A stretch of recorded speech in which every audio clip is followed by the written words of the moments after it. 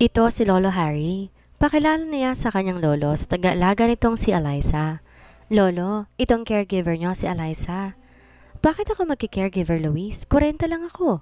Sagot ni Lolo Harry. Opo, pero wala kasi kayong kasama sa loob ng bahay pag busy kami. Sagot niya sa matanda. Kaya po kailangan may kasama kayo.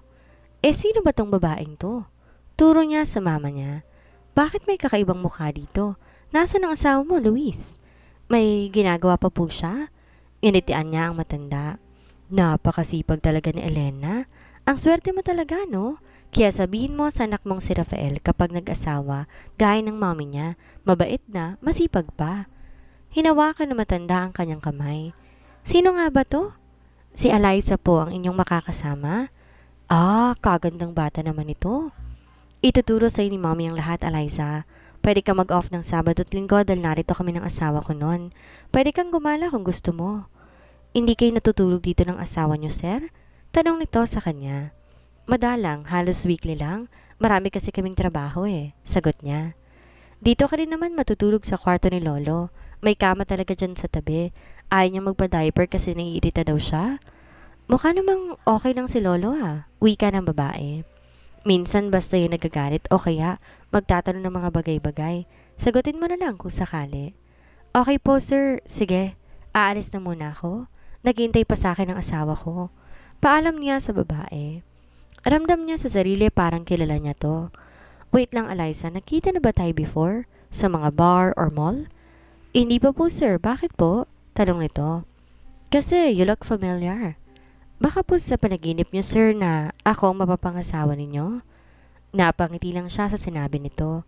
Buti na lang wala daw ng asawa niya kundi iisipin talaga nitong si Clarice ay si Eliza. Tinalikuran niya ang babae at nakipag-usap sa mga magulang sa library. Parang ang heavy ng feelings ko kay Eliza, sabi ng kanyang ina. Parang may resemblance kay Clarice. Kinuwento sa inyo ni Atalia, no? Sagot niya sa ina. Hindi to nakapagsalita. Mommy, please, kalimutan na natin si Clarice. Hindi kayo makaka-move on sa kanya kung isipin niyo siya lagi. Yan din ang bilin ko kay Atalia. Ewan ko ba anak? Kung ano kasing nakikita niya, ganun din ang nakikita ko. Sinilip-silip pa ng mommy niya ang kwarto ni Lolo Harry. Matalino na ang tao ngayon, Rafael. Malay mo, nag-disguise lang siya. Mom, stop it. Huwag kayong ma-paranoid, okay? Kung pwede lang sana para hindi kayo mag-isip ng mali. Yan din nga ang sinasabi ko sa mami mo kanina. Ang mga babae yata may kulto talaga Kung anong sabihin ng isa, paniniwala ng isa. Singit ng daddy niya sa usapan. Kayong mag-ama, pinagtutulungan niyo ako. Tigilan niyo nga ako. Naupo ang mami niya. Sinasabi ko lang din kung anong napapansin ko. Pero honey, wag ka na kasing mag-isip ng di maganda. Bakit mo ba naalala si Clarice na mimiss mo? Biro ng daddy niya. Ewan ko sa'yo. Nag-walk out ang mommy niya. Dad, flowers and letters lang yan. Sabi niya sa ama. I know, matagal ko nang ginagawa yan. Sanay na ako. Kinuha ng ama ang phone at tumawag sa flower shop. Ginagawa mo rin ba? Kailangan po Napakamot siya sa ulo. Mag-ama talaga kayo. Pagdating niya sa opisina naroon sa Richmond, nakikipagkwentuhan sa asawa niya. May pinababasa tong files kay Atalia. Rafael, kanina pa ako natawag sa'yo. Wika ni Atalia saka siya sinulubong. Di ka rin daw makontak ni Richmond. Ha?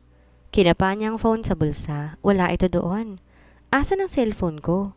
Anong nasaan? Kanina, daladala mo yun Sagot ni Atalia sa kanya. Baka naiwan ko sa kotse. Anyway, anong binabasa mo? Tanong niya sa asawa. Mga proposals pare. Wala ka kanina, tinawagan ko si Arvin. Sabi niya, ipabasa ko raw kay Atalia kasi magaling din daw siya sa mga ganitong bagay. Di na nag-abalang tumayo si Richmond. Naupo siya sa harapan ng lalaki. Gusto mong coffee, honey? Tanong ni Atalia. Hindi ko pa to tapos, i-double check mo. Iniwan sila ni Atalia. Nakuha yung ibang kontrata ni na Clarice. Marami silang proposals na hindi na isasubmit. Naisip ko baka pwede nating ayusin. Bakit dinala mo pa dito? Pwede namang sa ibang araw na lang. Excited na ako Sayang ang time. May ka-meeting si Arvin ngayon kaya hindi ko siya kasama. Di ko naman alam na umalis ka. Sabi ni Atalia, may ihatid ka daw sa bahay ninyo. Ah, oo. Yung magiging caregiver ni Lolo. Hinatid ko sa bahay at inorient ng konti. Sagot niya. Maganda tong proposal na to Kina Clarice pa nga yan hindi lang naasikaso. Buti nakita ko. Nasa loob ng folder na binigay niya sa akin. By the way, saan mo nakilala yung caregiver? Sa agency, bakit? Napatingin siya dito. Wala naman. Baka sa sunod, kailanganan ko rin para kay Papa. Nasa abroad ang Papa mo, di ba? Bakit di ka doon magpahanap? Mas madami doon, di ba? Binaba niya ang folder sa harap nito. Iba pa rin kasi mag-alaga ang mga Pinoy. Mas mapagmahal sa mga elderly. Sa bagay, tama naman nga. Tsaka mas madali silang kausap. Kamusta naman ang lolo mo ngayon? Nagtatanong nga ako kay Arvin kung kailan kami papasyal sa inyo kasi magandang araw ang farm doon. Pwede naman kapag weekends, uuwi na kami ni Atala doon para makapag-off si Eliza. Busy kasi ako this weekend saka hindi mo na umalis si Arvin para makapunta ka naman sa inyo. Ikakasal na kasi siya at ang daming ginagawa ng taong yun. Coffee mo, mahal. Binaba ni Atalia ang kape sa harapan niya. Di niya alam kung napaparaning din siya or what. Kasi di niya gusto ang pakikipag-usap ni Richmond sa asawa niya. Aalis na muna ako, may iba pa akong lalakarin. Paalam ni Richmond. O sige, ingat ka. Nakipagkamay pa sila ng asawa niya dito bago to lumabas. Nakakatuwa si Richmond, no? Ang sipag, kahit wala pa siyang pamilya. Nakangiting sabi ni Atalia habang nililigpit ang mga tasa. Kanina pa ba siya dito? Bago ka dumating, mga 1 oras na rin. Bakit? Baka kasi kung anong sabihin ng iba. Teka, nagsiselos ka ba? No, of course not. Mas gwapo ako dun, no? Napatingin siya sa kabilang side ng opisina. Yung totoo. Ewan, di ko pa nararanasan magselos, sagot niya. Sus, kahit madami pang magkagusto sa akin, ikaw pa rin ang gusto ko. Ikaw ang mahal ko, ano ka ba? Huwag ka magselos kahit kanino. Niyakap siya ng asawa niya. Huwag ka na magselos, okay? Gusto mo ba umakyat tayo sa penthouse? Biglang nanlaki ang mga mata niya sa tuwa. Talaga? Harot ka? Kilot siya ng asawa niya sa tagiliran na nagpaigdad sa kanya. Kamusta si Eliza dito, Mommy? 1 linggo matapos pumasok ni Eliza sa mansyon, nasa solo niya ang biyanan dahil si Rafael nag-aasikaso kay Lolo Harry kapag nililiguan. Pareho kasi tayo ng observation, Dahlia. Ewan ko ha, pero nakikita ko kung anong napapansin mo. Sagot ng biyanan niya. Pakiramdam ko nga inoobserbahan niyang kilos namin. Pero okay naman po ba siya mag-alaga kay Lolo? Maayos naman. Sipag nga niya Lahat ginagawa niya. Lalo na yung pagkain ni Daddy. Ngumingiti siya at nakikipagkwentuhan sa amin kapag tulog si Daddy. Pero yung feeling ko talaga, nakilala ko siya, hindi mawala. Nasabi niyo ba kay Rafael yan? Tanong niya habang nagtatanggal ng mga damo. Oo, at alam mo ang sinabi niya? Malamang daw nag-usap na tayo kaya't kung anong nararamdaman mo, yun din ang nararamdaman ko. Pareho sila ng tatay niya. May ganun po ba talaga? Di yung mafe-feel mo na kilala mo yung tao kahit parang hindi? Instinct na mga babae yan. Pare-pareho siguro tayo ng nararamdaman kapag bothered. Ano pong sabi ni Daddy? Nako, iniwan ko nga nung sinabi ko, ayun, pinadalan ako ng bulaklak. May note po ba? Oo, paano mo nalaman? Ginagawa niya lagi yan kapag nainis ako sa kanya. Mag-ama nga po sila. Ganyan din si Rafael. Saan daw po ba pupunta si Eliza? Uuwi raw sa boarding house niya. Maglilinis daw. Nagtatanim na sila nang lumabas sa mga lalaki sa loob. Bagong ligo si Lolo Harry. Kamusta na ang paghahalaman niyo dyan? Tanong ni Luis sa kanila. Maaani na to next week. I-message mo na yung supermarket na may order nito para ma-ready agad natin ng maaga. Sagot ni Elena. Oo nga pala, no? Sige, tatawagan ko na lang maya-maya. Anong ginagawa niyo dyan? Tanong ni Lolo Harry. Wow, mukhang mabango si Lolo ngayon na. Bati niya sa matanda. Atalia, bati sa kanya ni Lolo Harry. Nagulat siya at naluha. Di niya akalaing makikilala siya ng matanda. Nagmamadali siyang lumapit sa kaniyakap ito. Napaiyak siya sa alaala nito. Natatandaan niyo po ako? Tanong niya. Oo naman. Ikaw ang gusto kong mapangasawa ng apo ko. Ayoko doon kay Clarice na patpatin. Pikutin mo na si Rafael, ha? Lolo talaga. Ang alaala nito'y naroon sa panahon na hindi pa sila mag-asawa ni Rafael. Ngunit masaya pa rin siya at naalala siya nito bilang siya na dalaga na at hindi siya bata pa. Masaya silang nagkukwentuhan sa garden. Doon na rin sila kumain ng tanghalian. Magandang panoorin at magmasdan ang berdeng kulay ng kapaligiran. Nagmumura sa ganda ang mga lettuce na iba-iba ang kulay. Kay Lera naman ito mga mustasa at saka ang pechay. Wala silang okra ngayon dahil nagpalit sila ng puno nito. May bago na silang punla. Nasaan si Eliza? Bigla na lang nitong naitanong ni Lolo Harry. Umuwi po ata siya, Daddy, sagot ni Luis. Mabait ang batang yun. Maganda pa. Kwento pa nito. Sabi ko nga parang kilala ko siya eh. Hindi pa naman daw kami nagkikita. Baka talagang may ganon. Yung akala nyo, kilala nyo, pero hindi pala. Nakangiting sagot ni Rafael. Kain pa kayo? Bakit wala pa sina Claudia? Ang batang yun talaga, lagi na lang nagtatrabaho. Malungkot na sabi ni Lolo Harry. Nag-aalaga pa ng anak niya. Nagkatinginan sila. Wala ni isa man sa kanila ang nagsalita. Hinayaan na lang nila tong magkwento. Kay bata pa ni Claudia tapos iniwan ng lalaki. Maigi na lang at sa akin siya lumaki. Ayaw ng mag-asawa at natakot yata sa lalaki. Inalagaan pa nun si Atalia. Sana dumating ang araw, sila na lang ni Robert na magkatuluyan. May dalawa agad silang anak. Nakalimutan na naman itong malaki na siya. Teka, Luis. Si Elena ba tong kaharap ko? Pumayat ata. Nasaan ang apo ko? Nasa school si Rafael, Daddy. Sagot ni Rafael sa lolo niya. Huwag mo masyadong pag-aralin ng anak mo ha. Hayaan mo mag-enjoy, maglaro. Ganyan din naman kayo ng bata pa ako, hindi ba? Sagot niya sa lolo niya. Nagkunwaring siya ang tatay niya. Oo nga, naranasan mo na eh. Gusto mong iparanas sa anak mong naranasan mo noon? Napailing na lang si Rafael. Sige Daddy, ubusin niyo na yung pagkain ninyo para makita ninyo si Rafael mamaya. Pakainin mo tong si Elena para hindi mamayad. Teka, sino ba tong dalawang to? Bakit kamukha ko tong lalaking to? Bisita po natin sila, Lolo. Singit niya sa usapan. Ilang taon na po ba kayo, Lolo? Elena, huwag mo namang tawaging Lolo ang daddy mo. Pakiramdam ko tuloy ang tanda ko na. Natawa naman sila sa sinagot ng matanda. Sige po, Daddy, pasensya na po. Ilang taon na po ba kayo? 60 na ako. Matanda na rin. Hindi naman po halata, Daddy. Kumain na po kayo para mamaya makapagpahinga na po kayo. Awat ni Harvey sa lolo niya. Magkukwento kasi ito na magkukwento. Kaya't inagapan agad ni Rafael para makakain at makainom na ito ng gamot. Pagkatapos kumain, naiwan na naman sila ng biyanan niyang babae sa garden. Doon na napag-usapan na napansin ni Lolo kay Eliza, pati si Daddy. Yun din ang tingin kay Eliza. Parang kilala niya daw. Unang bungad ni Elena habang nagliligpit sila ng punla. Napansin niyo rin yun? Hindi na nga lang po ako nagsalita dahil naunahan ako ni Rafael. Sagot niya matapos tabunan ng lupa ang punlang inilipat. Malamang, baka kasi kontrahin pa natin, kaya't nauna na siyang sumagot. Paki-abot iha ng buto, pakisuyo nito sa kanya. Inabot niya ang buto ng sitaw.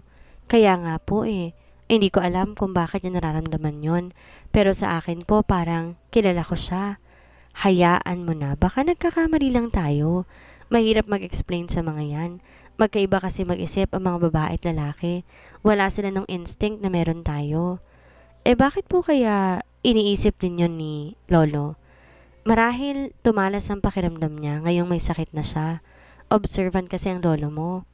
Tinapos sila ang ginagawa at saka sila tuluyang pumasok ng bahay. Nagulat pa siya na makita si Arvin at Richmond na naroon.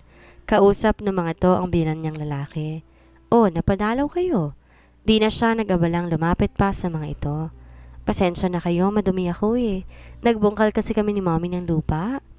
Ayain mo sila Han sa garden para sariwa ang hangin. Wika ni Elena. Aalis na kasi ako Baka matagalan ako bago bumalik. Sagot ni Arvin sa kanya. Gusto raw makarating ni Richmond dito. Sige, maliligo lang ako. Ako na maghahanda ng merienda ninyo. Umakit na siya sa kwarto nila para maligo.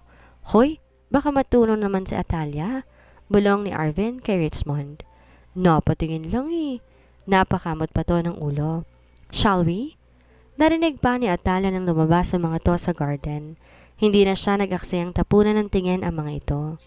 Tinungo muna niya ang kwarto ni Lolo at saka sinilip ang asawa. Wala to doon, si Judith lang. Pumunta rin siya sa kwarto nila, nakaupo to sa kama at bagong ligo. Napatingin to sa kanya at napangiti. Hindi ko ata gusto ang ngiting yan. Mukhang may ibig sabihin. Dumiretso siya sa closet at kumuha ng gamit. Naglakad ang asawa niya sa pinto at nilak iyon. Sumandal pa ito doon. Sige, maligo ka na. Sabi nito sa kanya.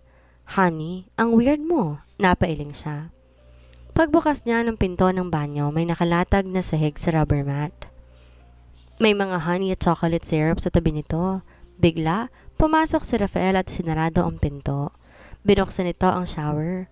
Matagal na tayong di nakakapaglaro ng ganito, mahal. Kinabig siya nito at saka hinalikan sa labi. Nabasa sila ng tubig. Kumuha ito ng sabon at kinuskos ang kanyang katawan. Minasahin ito ang bawat muscle sa kanyang balat. I miss you. Hinubad ng asawa niya ang kanyang suot na damit. Madali din itong naibaba ang kanyang garterized na shorts. Panay ang lagaslas ng tubig sa kanilang mukha. Hinawakan siya ng asawa sa batok. Sa kanya sinalubong ang tingin nito. I love you, honey. Inawakan niya ang mukha ng asawa. Ikaw ang puso't ang buhay ko. Mas gugustuhin ko na lang mawala sa mundo kaysa mapunta sa iba. Walang maaaring umagaw sa iyo mula sa akin. Ako naman ay sa iyo lamang din.